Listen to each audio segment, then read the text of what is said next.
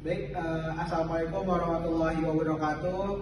Kami dari kelompok 3 ingin mempresentasikan hasil kerja kelompok kami, yakni evaluasi penerapan K3 dan lingkungan kerja fisik. Nah, di sini kami mendapatkan studi lapangan Fakultas Pertanian. Nah, sebelum itu perkenalkan, nama saya Firman Syah dan teman saya ada Ramadan Nur Cahya, ada Fidela Nadif Nareswari, dan yang terakhir ada Imron Rosadi. Nah, latar belakang aktivitas perkuliahan, praktikum, dan administrasi di kampus tidak lepas dari potensi bahaya hazard yang dapat mengganggu kenyamanan, kesehatan, hingga keselamatan penghuninya. Fakultas Pertanian USD memiliki ruang kuliah, laboratorium, dan ruang administrasi yang perlu dikaji dari sisi K3, terutama pada faktor lingkungan dan fisik. Nah, di sini kami ada getaran, pencahayaan, kebisingan, suhu. Nah, keempat ini kami mencari datanya. Nah, lanjut kita di tujuan dan lokasi studi. Tujuannya kita mengukur getaran, pencahayaan, kebisingan, dan suhu, dan pada beberapa titik pengamatan, mengidentifikasi penerapan K3 dan P3K di lingkungan fakultas, membandingkan hasil pengukuran dengan standar yang berlaku.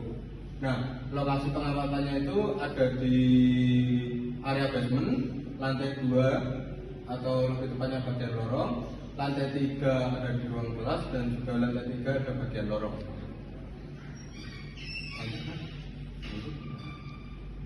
Hasil pengukuran lingkungan fisik yaitu ada lokasi basement, kebisingan 60 dB, getaran 0,12 mmi, terus lantai 2 lorongnya 74 dB, getarannya 0,3 mmi, pencahayaannya 9,30 lux, suhunya 25,1 Celcius.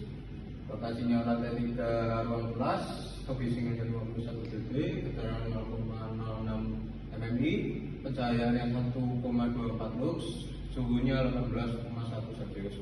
Dan lokasi terakhir itu ada di lantai 3 lorong, kebisingannya 53 dB, getaran 0,08 mmi, pencahayaannya 2,1 lux, dan suhunya 28 Celcius.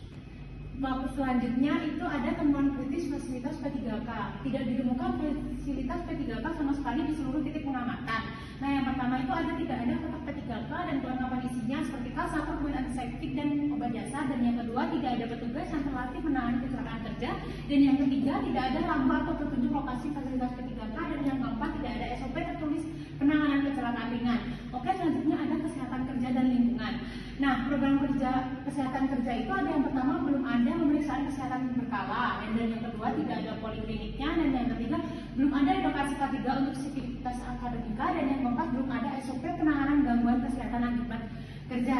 Nah, untuk sanitasi dan drainasenya itu sanitasinya itu baik, toiletnya bersih, air bersih memadai, kebersihan tertata, dan yang kedua ada drainasenya bermasalah, tidak ada saluran air memadai, beresiko genangan saat hujan. Oke, untuk kesimpulannya di sini yang pertama kondisi fisik umumnya aman, getaran dan suhu di sebagian besar titik masih dalam rentan wajar, dan yang kedua ada titik yang perlu perhatian yaitu pencahayaan ruang kelas di lantai 3 rendah dan kebisingan di lorong lantai 2 tinggi. Nah, untuk K3 dan P3K-nya belum diterapkan, tidak ada fasilitas P3K maupun program kesehatan kerja terstruktur. Terima kasih. Baik, selanjutnya ada rekomendasi. 1. Sediakan kotak kegiatan lengkap dan petugas terlatih di setiap lantai atau laboratorium. 2. Perbaiki intensitas pencahayaan di ruang kelas lantai 3 agar sesuai standar. 3.